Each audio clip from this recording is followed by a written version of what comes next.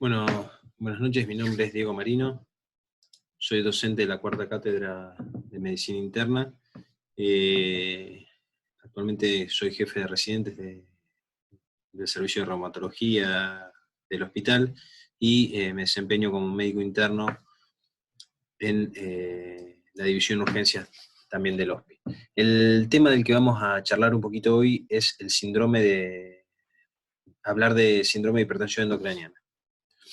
Con respecto a los objetivos que tenemos, y me gustaría que al finalizar eh, esta charla podamos entender la definición de síndrome de hipertensión endocraniana, plantear la fisiología y la fisiopatología de los distintos síndromes de hipertensión endocraniana, entender los mecanismos por los cuales aumenta la presión intracraneal, ver cuáles son los mecanismos adaptativos, tanto en las lesiones agudas como en los procesos crónicos a nivel del sistema nervioso central, plantear cuál es la clínica, entender la clínica de un síndrome de hipertensión endocraniana y ver qué métodos complementarios ustedes van a poder utilizar para confirmar su hipótesis diagnóstica que surge de la anamnesis del examen físico. Básicamente nos vamos a enfocar en el fondo de ojo, la punción lumbar y las neuroimágenes. Voy a sacar el video así. Vamos a empezar planteando dos casos clínicos. El primer caso clínico es un varón de 35 años de edad, no tiene antecedentes de relevancia, que es traído a la guardia por haber presentado un politrauma con traumatismo encefalocraniano, se cae desde un andamio, es una situación frecuente en la guardia de clínica, en cualquier guardia, ingresa inconsciente, hipertenso y bradicárdico. En el examen físico presenta anisocoria, ¿sí?, con midriasis y pupila fija derecha, y obviamente el paciente no responde. La segunda situación clínica es un paciente de 45 años que tiene antecedentes de retrovirus positivos, no tiene un adecuado seguimiento, ¿sí?, por dificultades en el acceso al sistema de salud, es un paciente no adherente al tratamiento, y refiere que hace 2 meses aproximadamente empieza con cefalea, ¿sí?, en vincha, que no cede con los analgésicos, que suele despertarlo por la noche, y que en la última semana agrega vómitos. Cuando uno habla con la familia, lo que refiere es que presenta cambios conductuales, conductas bizarras y trastornos en las funciones superiores. Estas dos situaciones, como van a ver, van a ilustrar dos mecanismos distintos, ¿sí?, y tiene como objetivo que ustedes entiendan un concepto sumamente relevante. ¿Cuál es la definición de síndrome de hipertensión endocraniana? Es un conjunto de signos y síntomas, como todo síndrome, que se producen como consecuencia de cambios estructurales y funcionales que son secundarios al aumento de la presión intracraniana. Y esto es importante. El aumento de la presión intracraniana per se no genera síntomas, excepto que genere distorsiones a nivel de los vasos, de las meninges, ¿sí?, y eso se va a traducir en un cotejo sintomático. Es decir, por ejemplo, el tejido nervioso en sí no genera dolor, sin embargo, cuando se distorsiona la estructura de los vasos, se los tracciona, ¿sí?, o se distorsionan y se deforman las meninges, ¿sí?, que tienen receptores sensitivos, eso genera, ¿sí?, cefalea.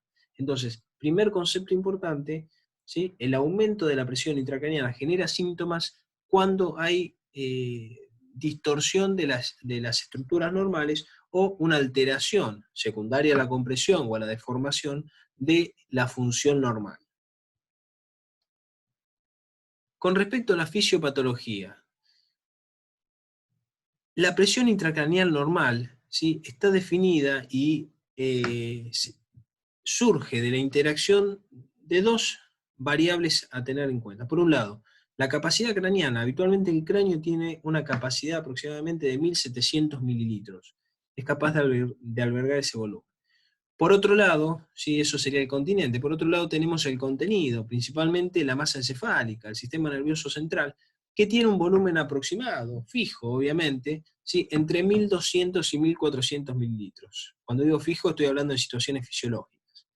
Por otro lado, también determinando el volumen, vamos a tener la sangre que está perfundiendo, ¿sí?, en cada instante el sistema nervioso central, que aproximadamente son 150 mililitros, y por otro lado el líquido cefalorraquídeo, que tiene un volumen aproximado de 100 mililitros en total.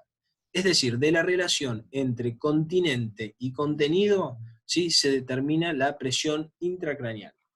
Uno tiene que tener en cuenta que el contenido, ¿sí?, el contenido cerebro, sangre y líquido cefalorraquídeo, el volumen es constante. Y como ya vamos a ver más adelante, pequeños cambios, ¿sí?, que tienen lugar a lo largo del día, o pequeños cambios, ¿sí?, en determinadas patologías, se van a compensar por cambios en los otros componentes. Por ejemplo, un cambio, un aumento, ¿sí?, de tamaño del cerebro por un absceso se va a compensar con una redistribución del líquido cefalorraquídeo. Esto ya lo vamos a ver más en detalle adelante. Siguiendo con la fisiopatología, como dije, la PIC se determinaba por la relación entre la capacidad, ¿sí?, PIC es presión intracraneal, no sé si lo aclaré, ¿sí?, se define por la relación entre la capacidad craneal y el volumen, ¿sí?, el volumen de cerebro, sangre y líquido cefalorraquídeo.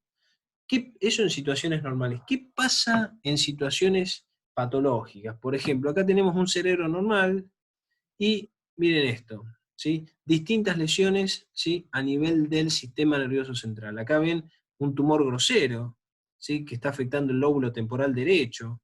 Por otro lado, acá tienen, fíjense en la simetría, si ustedes cortan por acá, el lado derecho tiene un foco hemorrágico, ¿sí? Esto es un ACV isquémico que sufrió una transformación hemorrágica con edema, ¿sí?, subsecuente.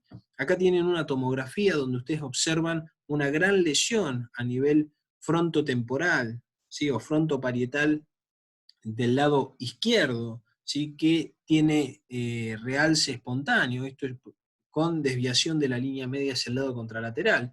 Esto es un tumor, un glioblastoma multiforme. Y por otro lado, acá tienen otras lesiones ocupantes de espacio, como son hematomas, que van a generar un aumento del contenido. Por otro lado, hablando de la cantidad de sangre, habíamos dicho que eran 150 mililitros, tenemos que tener en cuenta lo siguiente. En condiciones normales, sí, existe un mecanismo de autorregulación que guarda celosamente la cantidad de sangre que llega al sistema nervioso central. Es decir, nosotros podemos tener, como ustedes ven en este gráfico, ¿sí?, esta es la curvita de autorregulación que conocen de fisiología. Ustedes en las ordenadas tienen el flujo cerebral, ¿sí?, y abajo tienen la presión arterial sistólica, ¿sí? Cuando ustedes ven el flujo sanguíneo cerebral, ¿sí?, y lo relacionan con los cambios de presión, ven que la presión puede cambiar muchísimo, ¿sí?, en un rango donde ustedes van a mantener un flujo constante. Eso es el mecanismo de autorregulación cerebral. Y esto tiene como objetivo justamente evitar que frente a cambios de presión, ya sea, ¿sí?, el menos o el más, se produzcan variaciones en el flujo sanguíneo cerebral. Es decir, que uno podría tener aumentos significativos de la presión arterial sin que aumente el flujo sanguíneo cerebral y por ende sin tener demasiada repercusión a nivel de la presión intracraneal. Con respecto a esto, ustedes tienen que tener en cuenta que la perfusión arterial, ¿sí?, el flujo sanguíneo cerebral, va a estar influenciado no solamente por los cambios en la presión, sino también por dos variables a considerar y que pueden tener su rol tanto en la génesis de la hipertensión endocrinal como en la terapéutica. ¿Sí? Existe una relación entre la presión parcial de dióxido de carbono a nivel de sangre arterial, ¿sí?, y la presión parcial de oxígeno en sangre arterial, donde un aumento de la presión de dióxido de carbono, ¿sí?, a nivel del sistema nervioso central es sensado y genera vasodilatación. ¿Sí? Esa vasodilatación que se produce con el aumento de la presión parcial de dióxido, ¿sí?, va acompañado de aumento de la presión intracraneal, porque aumenta la cantidad de sangre que le lleva. Y como ustedes van a ver, va a haber una redistribución del líquido cefalorraquídeo para evitar que se eleve significativamente la presión, como mecanismo compensador. ¿Sí? Entonces, recuerden, ¿sí?, la situación típica es que, por ejemplo, cuando existe en un ambiente cerrado, ¿sí?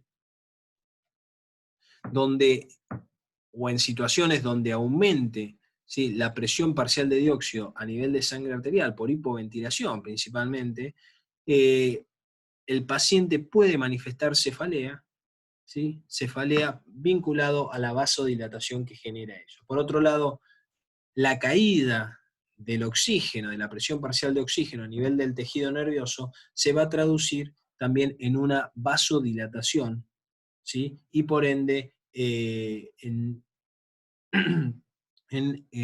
un aumento de la presión intracraneal, ¿sí? Entonces, recordar el mecanismo de autorregulación, ¿sí?, que permite mantener la presión relativamente constante dentro de márgenes amplios de cambios de la presión arterial, y por otro lado, la relación con la presión parcial de dióxido y la presión parcial de oxígeno a nivel del sistema nervioso central. Un aumento de la presión parcial de dióxido, ¿sí?, o un descenso de la presión parcial de oxígeno van a tener como consecuencia una vasodilatación y aumento del flujo sanguíneo cerebral, y por ende un aumento transitorio y leve habitualmente en condiciones fisiológicas de la presión intracraneal. Otro concepto a tener en cuenta es que la presión de perfusión cerebral, ¿sí?, va a estar determinado por una diferencia, ¿sí?, y esa diferencia es entre la presión media, presión arterial media, la TAM, la tensión arterial media, y la presión intracraneal. De esto ustedes pueden entender que cambios significativos, tanto en la presión sistémica como en la presión intracraneal, se pueden traducir en cambios en la presión de perfusión y por ende en el flujo sanguíneo cerebral. Si ustedes quieren poner un ejemplo para entender esto, si hay un paciente que está hipotenso por un proceso infeccioso con una TAM de 50, puede ser que se reduzca la presión de perfusión cerebral y el flujo sanguíneo. Por otro lado, en situaciones donde, y vinculada a lo que nos compete en el tema de hoy, un aumento significativo de la presión intracraneal se va a traducir en una hipoperfusión cerebral con las consecuencias isquémicas sobre el tejido nervioso. Habitualmente no hay una caída significativa de la presión de perfusión cerebral hasta que la presión intracraneal supera los 40 milímetros de mercurio, ¿sí? Recuerden este valor, 40 milímetros de mercurio, estoy hablando de milímetros de mercurio, ¿sí? Cuando ustedes vean las presiones del líquido cefalorraquídeo tienen que tener presente la unidad. Ahí de referencia ustedes van a usar los milímetros de mercurio, pero cuando la midan están hablando de centímetros de agua y después tienen que hacer la conversión.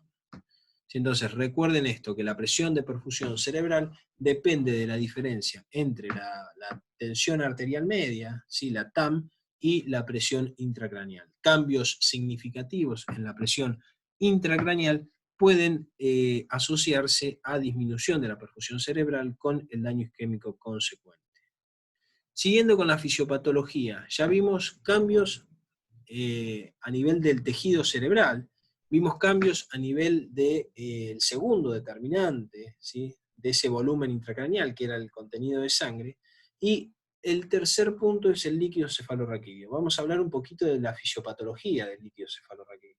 Normalmente, en condiciones normales, el líquido cefalorraquídeo se produce a nivel de los plexos coroideos, de los ventrículos, tanto los ventrículos laterales, el tercer ventrículo y el cuarto ventrículo, y básicamente son pliegues que tienen muchos capilares y están revestidos por células que tienen una función secretora. Entonces se va a producir una secreción activa de sustancias, entre ellos sodio principalmente y movimiento de agua, y eso va a generar como una especie de ultrafiltrado del plasma, perdón, una especie de ultrafiltrado del plasma, ¿sí?, generando el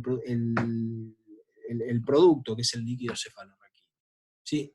Habitualmente se origina, principalmente se sintetiza y se secreta a nivel de los ventrículos laterales, el tercer ventrículo y el cuarto ventrículo, y de ahí circula por un gradiente de presión, ¿sí?, hacia el espacio subaracnoideo, ¿sí? Entonces, de los ventrículos laterales y del tercer ventrículo circula a través del acueducto de Silvio, ¿sí?, a través de la protuberancia, llegando al cuarto ventrículo, de la base del cuarto ventrículo, a través de los forámenes, ya sea de Lurchka o de Magendie, ¿sí? Van a pasar al espacio subaracnoideo, ¿sí? Y se van a distribuir en el espacio subaracnoideo de la médula espinal, van a llenar las cisternas y van a ir ascendiendo de forma rostral para llenar todo el espacio subaracnoideo. ¿Sí? Si ustedes recuerdan, ¿sí? Estas son las meninges, ¿sí? La pioaracnoides, ¿sí? Con esas trabéculas que tiene en el medio, es lo que define el espacio subaracnoideo, que tiene vasos y por otro lado está lleno de líquido cefalorraquídeo.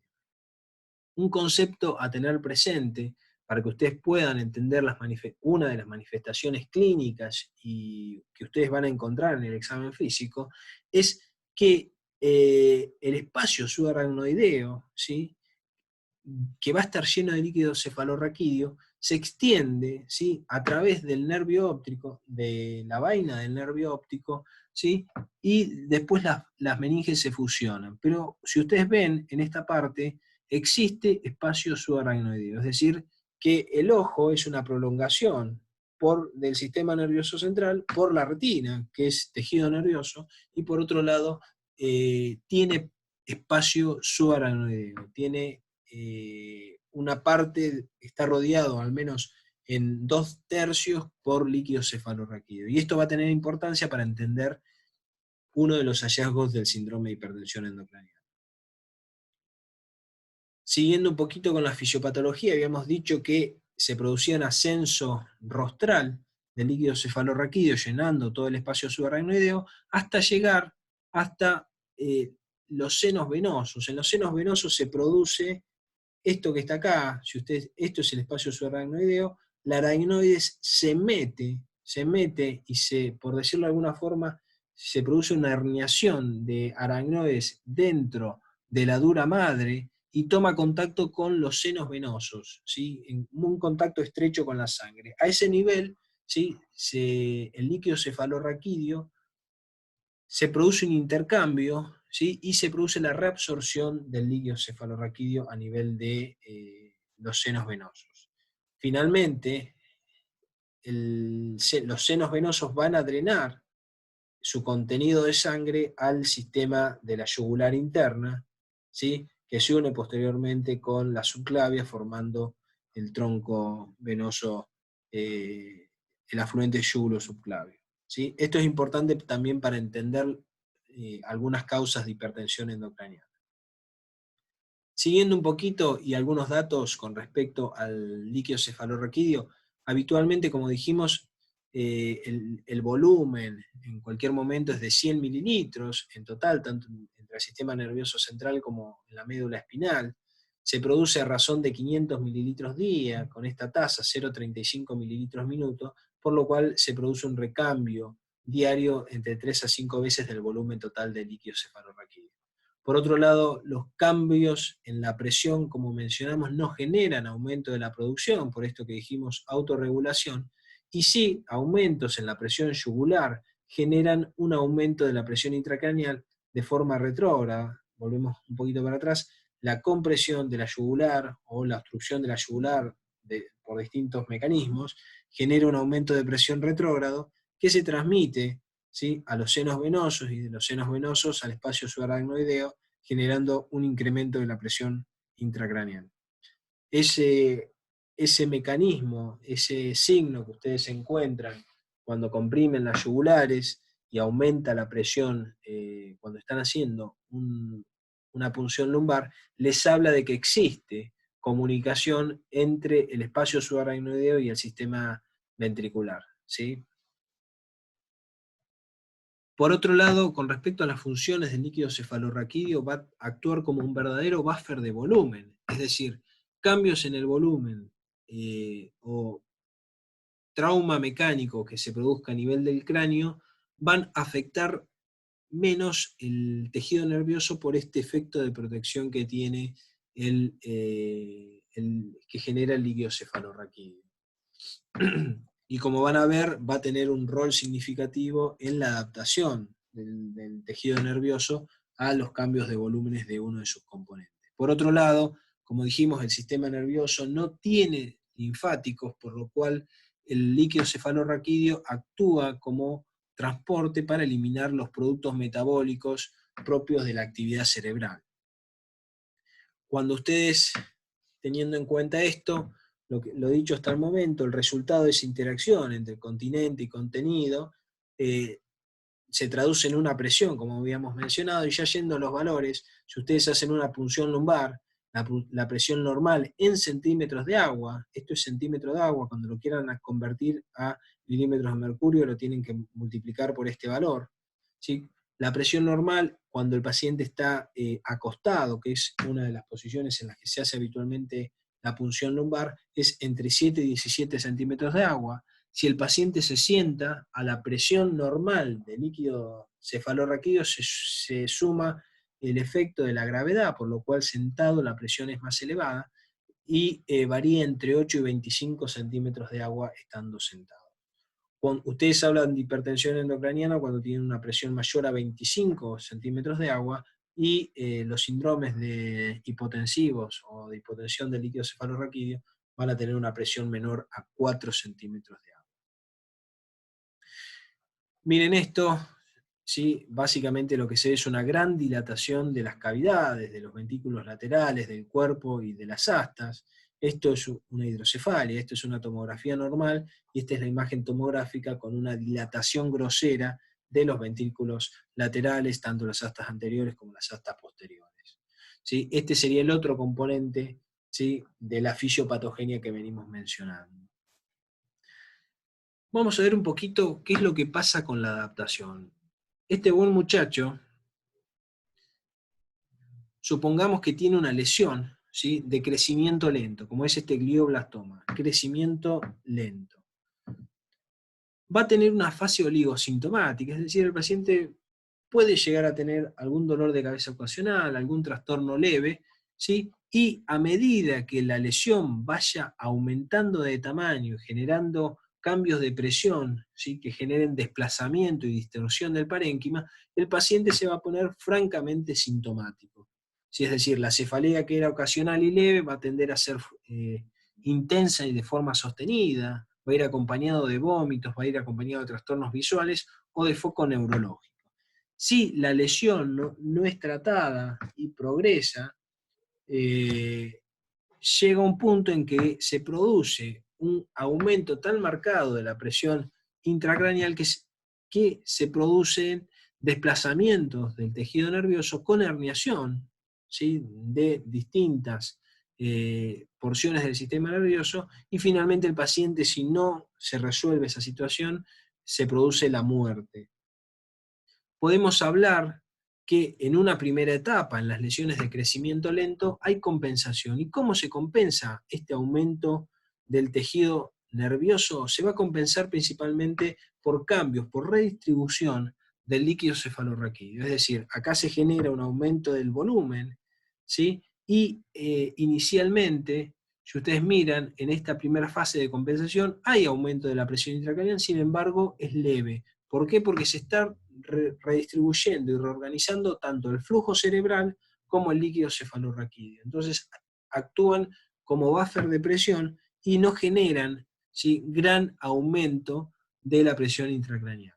Una vez que se superan, ¿sí?, esos mecanismos compensadores, ¿sí?, el tejido no se puede producir más redistribución del líquido cefalorraquídeo, ¿sí?, y si la lesión sigue creciendo, a partir de ese momento, cuando se supera la compensación, va a haber un incremento brusco en la presión intracraneal, y es cuando el paciente, por ejemplo, se va a enclavar. Esto pasa con las lesiones de crecimiento subagudo o crónico. Vamos a otra situación, perdón, y recalcar lo siguiente: los síntomas y signos, nuevamente, no se relacionan con el aumento de la presión, sino con las alteraciones estructurales y funcionales que son secundarias, ¿sí?, al gradiente de presión. Vamos a otras situaciones. El mismo paciente tiene esta lesión, es un hematoma subdural, ¿sí?, extenso, con mucho edema cerebral y franco desplazamiento de la línea media. Por ejemplo, que puede ser un paciente que haya tenido un traumatismo encefalocraniano, y esto es agudo. El paciente no va a pasar por una fase oligosintomática, sino que va a estar sintomático desde el principio y rápidamente, si no se resuelve la situación y la patología sigue progresando, es decir, sigue sangrando, va a evolucionar a la herniación y a la muerte. Es decir, que en los procesos agudos no damos tiempo a que los mecanismos compensadores, redistribución del líquido cefalorraquídeo, ¿sí?, desplazamiento gradual de los pliegues de dura madre, no permiten, ¿sí?, el proceso agudo una compensación, por lo cual, si ustedes comparan, esta es la curva, ¿sí?, de presión en lo que era el glioblastoma que habíamos puesto de ejemplo anterior, si ustedes comparan con un proceso agudo, se pierde rápidamente la compensación, entonces rápidamente hay un incremento de la presión intracraneal, ¿sí?, por lo cual el paciente está sintomático y si no hacemos nada se va a morir, ¿sí?, en la guardia de urgencias. Con respecto a las etiologías y vinculado a esta altura, ustedes ya van a poder razonar cuáles son las etiologías, aunque no conozcan los nombres, a mí me importan los mecanismos para que ustedes puedan razonar qué es lo que está pasando. A grandes rasgos, ustedes podrían tener hipertensión endocraniana por un aumento del tejido nervioso, por ejemplo, lesiones localizadas, ¿sí?, como puede ser un tumor o un absceso, ¿sí?, y un aumento difuso del volumen cerebral, como podría ser el edema cerebral, ¿sí?, en la encefalopatía hipertensiva o en la insuficiencia hepática, o la anoxia isquémica, ¿sí?, que tiene lugar posterior a un paro cardiorrespiratorio prolongado. Es importante tener presente dos cosas. Cuando hay una lesión ocupante de espacio, como un tumor, se produce un gradiente de presión, una distorsión local muy grande, un aumento de volumen muy grande, con aumento de presión también localizado, y eso, ¿sí?, inicialmente va a ser compensado por la redistribución del líquido cefalorraquídeo y por la compartimentalización del sistema nervioso central que genera, por ejemplo, la hoz del cerebro. Una vez que se superan los mecanismos compensadores, el gradiente de presión entre el lado afectado y el otro lado, que es normal, es enorme, por lo cual se produce un gran desplazamiento y herniación. Cuando ustedes ven lo que pasa en el edema cerebral o en la insuficiencia hepática, también con edema cerebral, como no hay una lesión ocupante de espacio, no hay algo localizado, y está en lugar de eso todo el cerebro edematizado, no tiende a haber desplazamiento de la línea media, ¿sí? Y lo que sí sucede es que, como aumenta tanto la presión intracraniana, se genera un compromiso de la presión de perfusión cerebral con la isquemia consecuente. Es una diferencia para tener en cuenta, ¿sí?, frente a este mecanismo. Otro de los mecanismos son las alteraciones en el líquido cefalorraquídeo, es decir, la obstrucción o el aumento en la producción. El aumento de la producción, la verdad que es raro y puede verse en algunos tumores del plexo coroideo, ¿sí? Sin embargo, son raros, no la vamos a tener en cuenta. Sí, la obstrucción al líquido cefalorraquídeo. Cuando hablamos de obstrucción, ¿sí?, al líquido cefalorraquídeo, vamos a incluir dentro de las etiologías las hidrocefalias, ¿sí? Hay distintos tipos de hidrocefalia, y por otro lado también algunas meningitis muy agresivas, con un compromiso extenso del espacio subaracnoideo, generan bloqueo de la absorción del líquido cefalorraquídeo, y eso genera la dilatación ventricular y la hidrocefalia.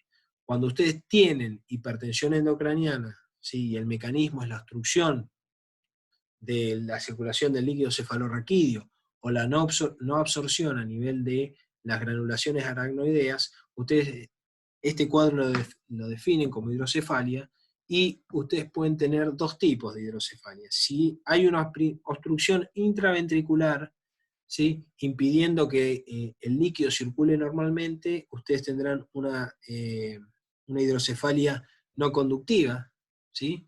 Y por otro lado, si el problema no es la circulación, sino que no se absorbe bien a nivel de las vellosidades aracnoideas, se trata o se la define como hidrocefalia conductiva, ¿sí? El tercer mecanismo que nos queda tener presente es el aumento, ¿sí?, de la cantidad de sangre, ¿sí?, la congestión venosa. Y eso se produce, por ejemplo, cuando existe un trombo, una trombosis de los senos venosos, o por ejemplo, también, y lo que hablábamos de la relación de los senos venosos con la cava, cuando existe un síndrome mediastínico con compresión de la vena cava o un síndrome de vena cava superior. Estos son algunos, van a encontrar distintas clasificaciones de las etiologías, pero esta me parece fisiopatológica, por lo cual ustedes no necesitan recordar todas las causas, sino que las pueden racionalizar, en base a lo que hemos dicho. Con respecto a la clínica, recordemos nuevamente la fisiopatogenia. Existe una lesión ocupante de espacio, el glioblastoma multiforme, por ejemplo, o un hematoma. ¿Sí? Eso genera un aumento de volumen local, ¿sí? Que cuando se superan los mecanismos compensadores va a generar la hipertensión endocraniana. Esa distorsión, ¿sí? Esa hipertensión endocraniana genera efectos de masa, genera tracción de los vasos, genera compresión de estructuras y distorsión anatómica, y eso es lo que genera los síntomas y signos propios de la hipertensión endocraniana. Por otro lado, si el proceso no se revierte, va a llegar a un punto donde se produce herniación del tejido. Eso va a generar parálisis de pares craneales, principalmente de los oculomotores, que son los más expuestos y de recorrido más largo, el tercer par y el sexto par. Y esa herniación va a generar mayor distorsión de estructuras anatómicas con mayor síntomas, y por otro lado, la herniación va a generar muchas veces mayor compromiso en la circulación, por ejemplo, del líquido cefalorraquídeo, y agregar al mecanismo expansivo, agregar un cuadro de hidrocefalia secundario vinculado a la obstrucción de, por ejemplo, el acueducto de Silvio. Agregando otro mecanismo, no solamente al aumento del tejido, sino también un cuadro de hidrocefalia, de obstrucción a la circulación del líquido cefalorraquídeo. Entonces, la clínica, recordar que los signos y síntomas dependen de los efectos, ¿sí?, de la hipertensión endocraniana sobre las estructuras.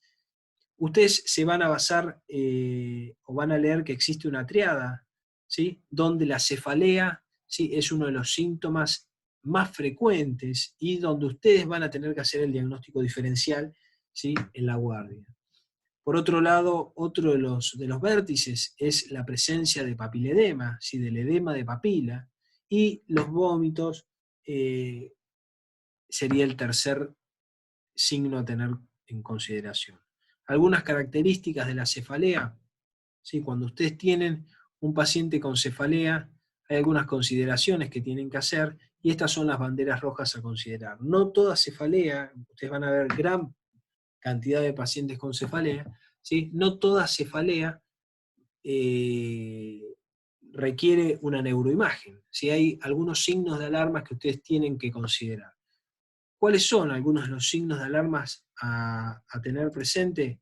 La presencia, ¿sí?, del antecedente de un traumatismo encefalocraniano, ¿sí?, la presencia de un inicio abrupto de la cefalea, la presencia de síntomas neurológicos acompañados, la presencia de inmunodepresión, fiebre o alguna otra sintomatología que haga pensar en causas secundarias, y por otro lado, algunas características de la cefalea que despiertan al paciente por la noche, ¿sí?, entre otras que tiene acá, que esto lo van a poder leer tranquilos después. Pero recuerden que no toda cefalea requiere una neuroimagen, y que existen ciertas banderas rojas, ciertas características de la cefalea que son algunas de las que figuran acá, donde ustedes van a tener que estudiar, más allá del examen físico, al paciente que consulta la guardia.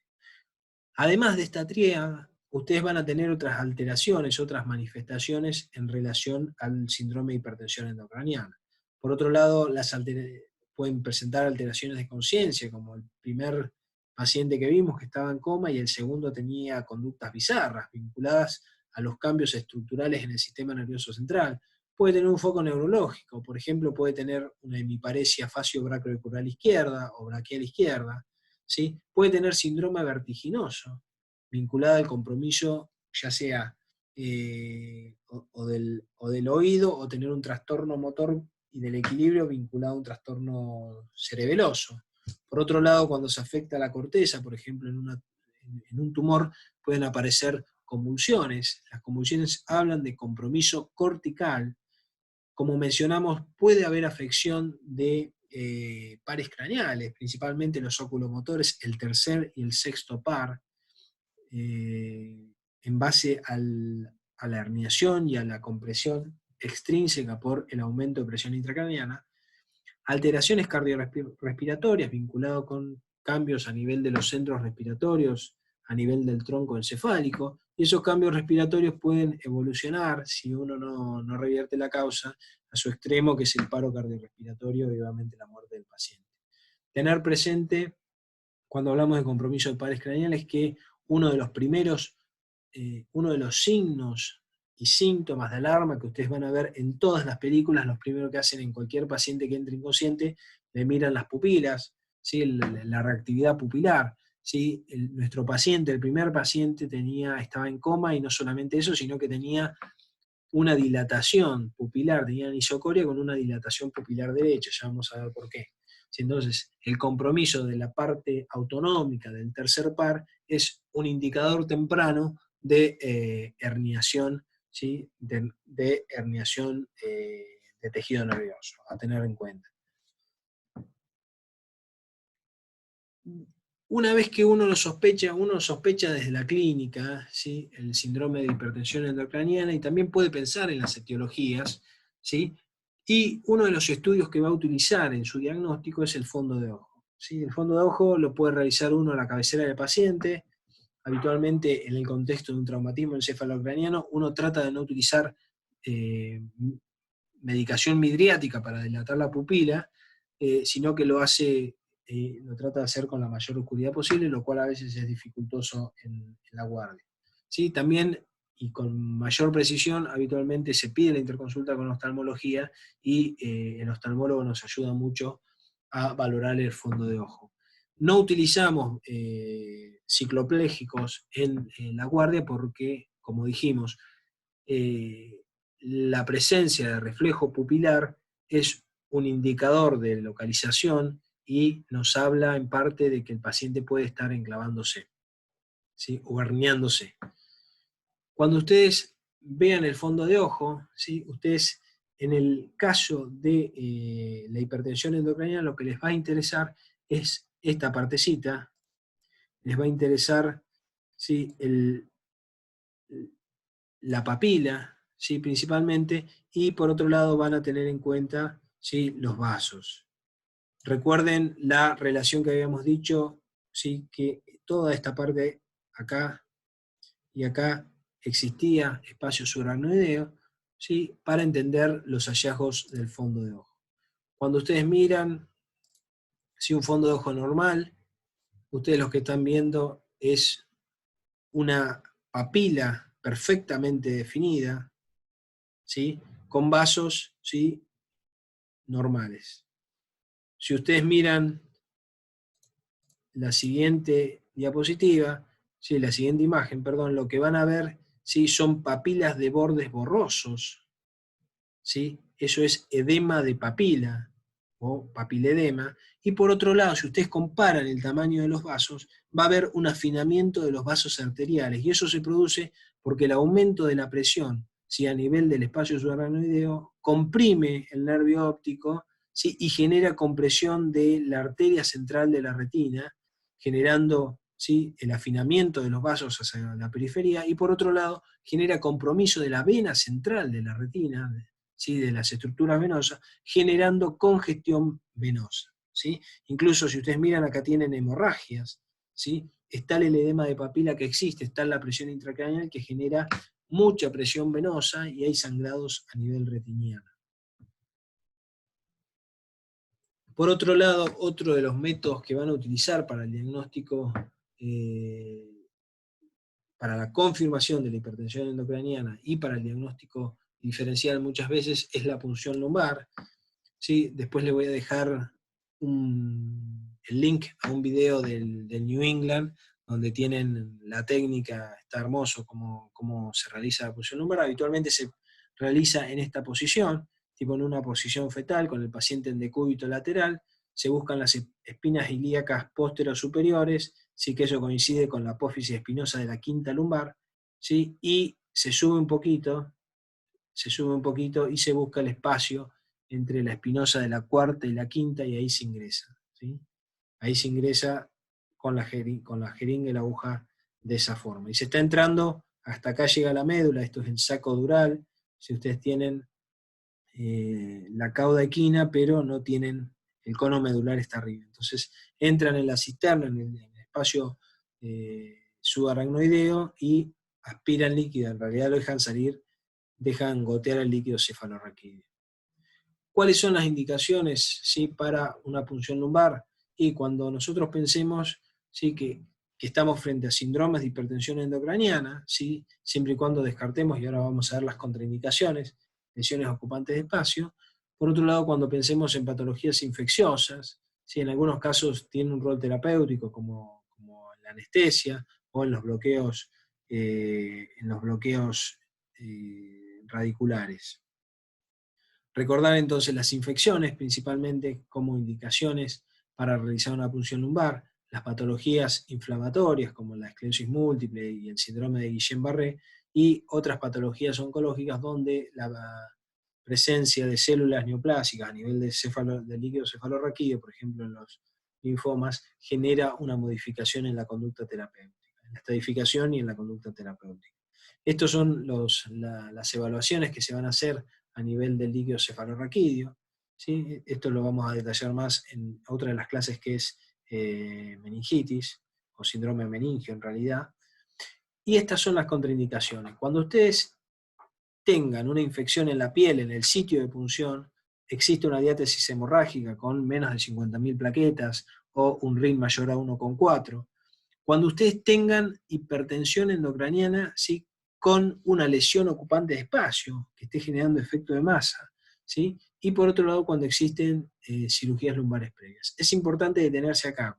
Si ustedes tienen un paciente donde sospechan una lesión ocupante de espacio, un síndrome de hipertensión endocraniana, le hacen un fondo de ojo, tiene edema de papila, ¿sí?, y están pensando en hacerle la punción lumbar, antes de hacerle la punción lumbar, van a tener que hacerle una neuroimagen para descartar, ¿sí?, que tenga una lesión ocupante de espacio, ¿sí?, y que exista desviación de la línea media. ¿Por qué? Esto es esencial porque si ustedes le hacen la punción lumbar a un paciente que tiene una lesión ocupante de espacio, ¿sí?, con desplazamiento de la línea media, ustedes acentúan el gradiente de presión cuando sacan líquido de la parte lumbar, el gradiente rostro-caudal se acentúa y el paciente se enclava. Cuando se enclava, se genera una compresión por parte de la amígdala cerebelosa del tronco encefálico, eso genera disfunción de los centros respiratorios y cardiovasculares y el paciente hace un paro y se muere. Entonces, recordar que siempre, antes de realizar una punción lumbar, ustedes tienen que tener, cuando la sospecha obviamente es un síndrome de hipertensión endocraniana, tienen que tener una neuroimagen que descarte una lesión ocupante de espacio con efecto de masa, porque si no, ustedes pueden generar que el paciente se enclave. Ya yendo a las neuroimágenes, ¿sí?, en toda guardia, en gran parte de las guardias, ¿sí?, van a tener acceso a una tomografía. Una simple tomografía los va a orientar muchísimo y es el estudio, la neuroimagen, la primera neuroimagen que ustedes van a pedir, ¿sí? Eso les permite ver características detalladas del sistema nervioso central, de los ventrículos, y por otro lado les va a permitir diferenciar si existe sangre o no, ¿sí?, que es algo importante sobre todo en el trauma y en el ACV. Si ustedes acá están viendo una tomografía de encéfalo normal, ¿sí?, donde distinguen perfectamente la corteza, ¿sí?, se ven los pliegues, estos pliegues es espacio subaracnoideo, ¿sí?, lo mismo que acá. Si pueden distinguir la sustancia blanca, si pueden distinguir los ganglios de la base, ¿sí?, pueden distinguirlos perfectamente, los ganglios de base. Acá tienen sustancia blanca, que es la cápsula interna, ¿sí? Y por otro lado, pueden ver perfectamente, ¿sí?, el sistema ventricular, ¿sí?, con las astas anteriores, las astas posteriores, ¿sí?, y demás. Y otra cosa que van a ver perfecto y que es importante en el trauma es la parte ósea, ¿sí?, hablando de tomografía.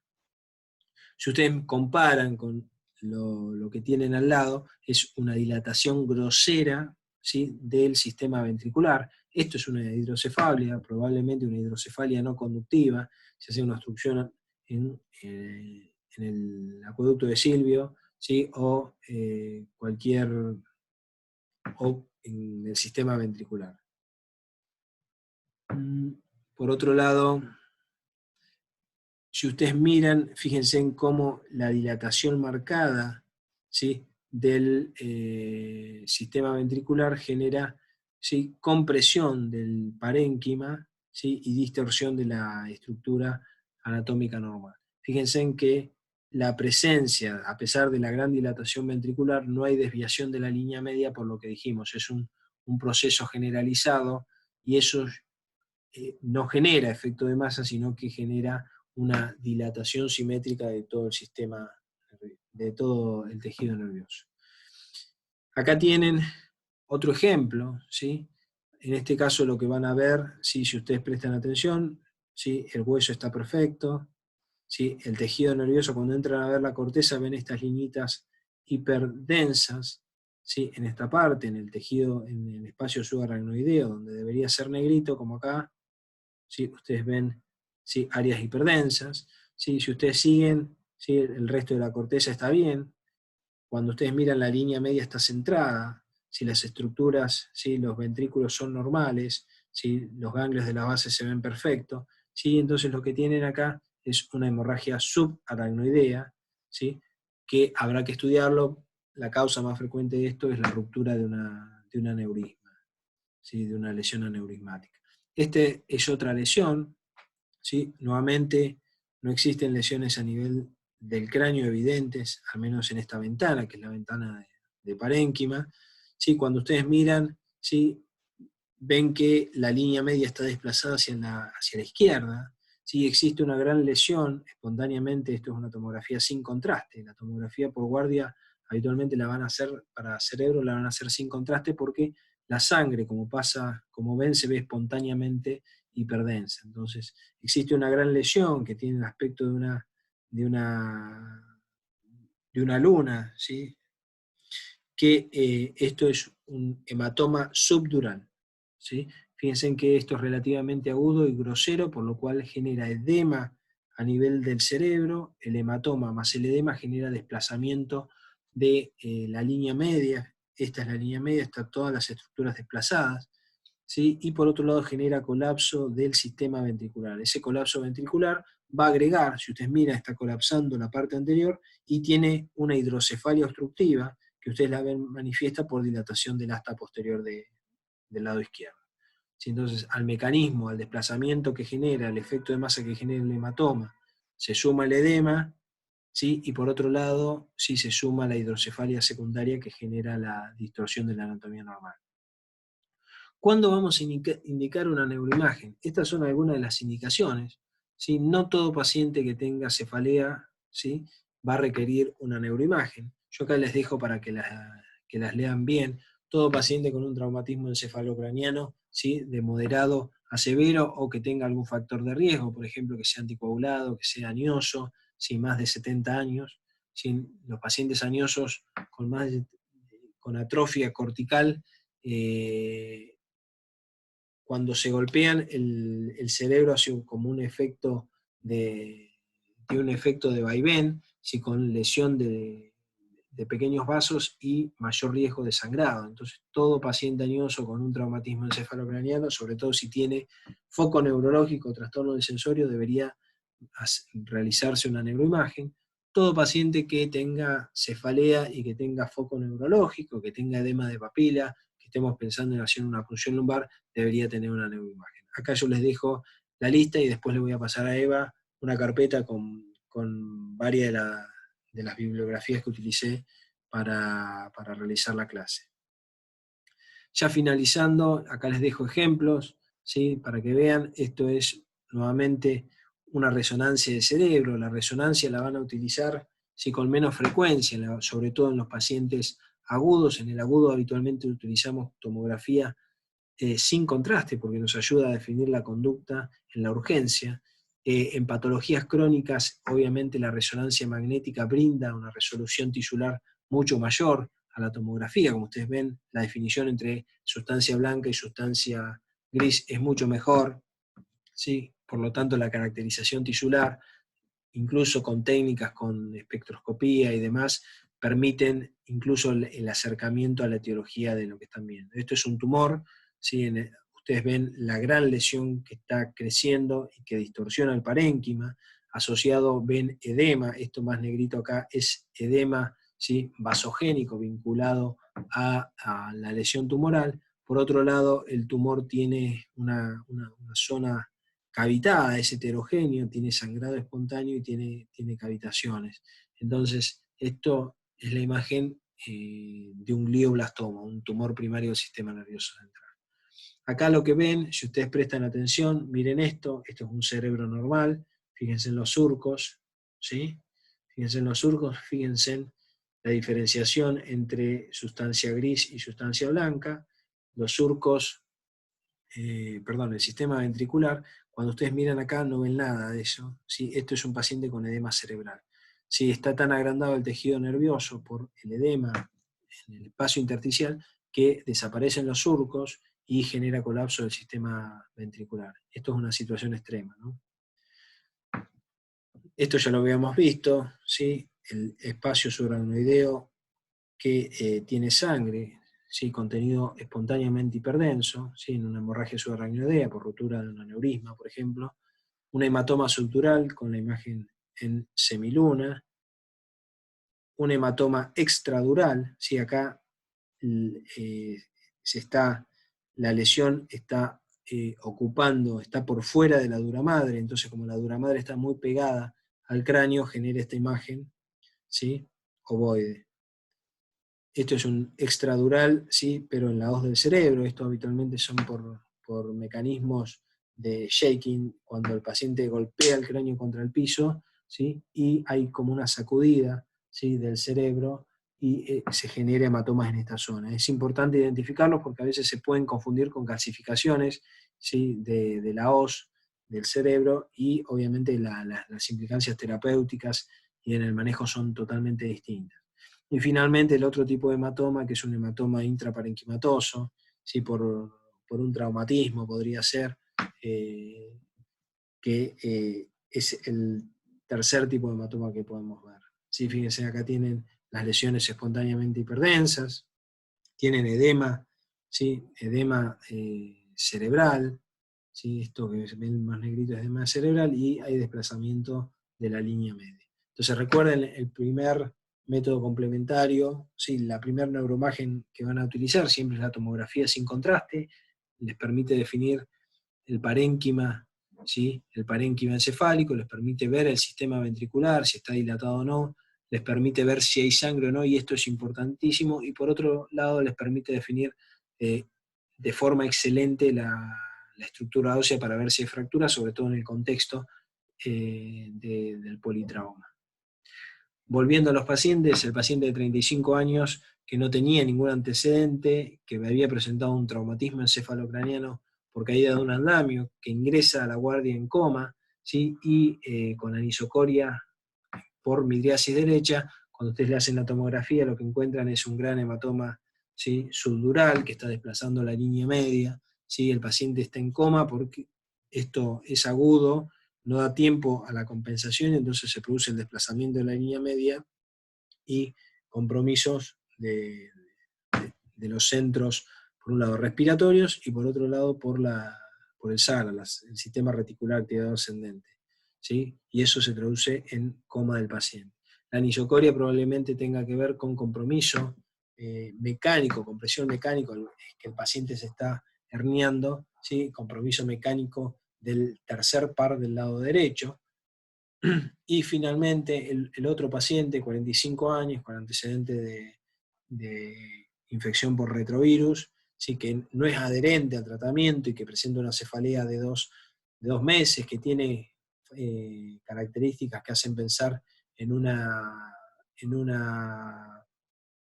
causa grave, en una causa estructural, como que lo despierta por la noche y que no cede con los analgésicos.